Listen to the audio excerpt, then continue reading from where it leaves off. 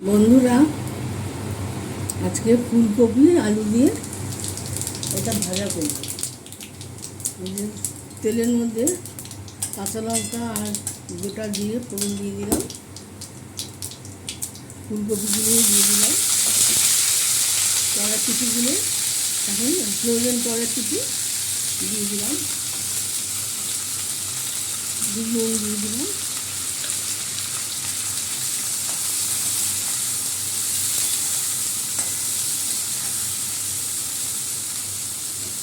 একটু ঢাকা দিয়ে রাখি, পরে দেখাই আবার। এই আলুটা একটু দিয়ে দিচ্ছি,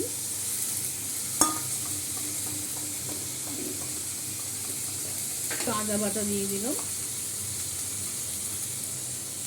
হলুদ গুঁড়ো লঙ্কা গুঁড়ো দিয়ে দিলাম,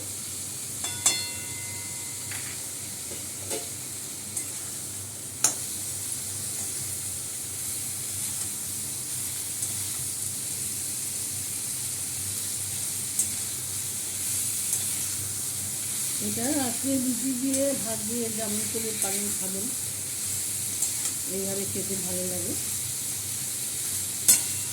লাইক শেয়ার কমেন্ট করে দেবেন।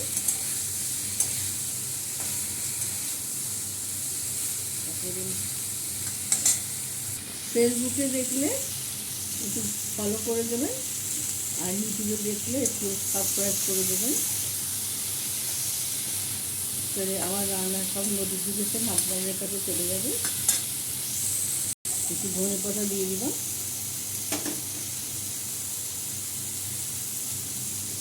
আমার রান্নাটা হয়ে গেছে। এরকম ঝুরঝুরা করে রাখবেন, তাহলে খেতে ভালো লাগে।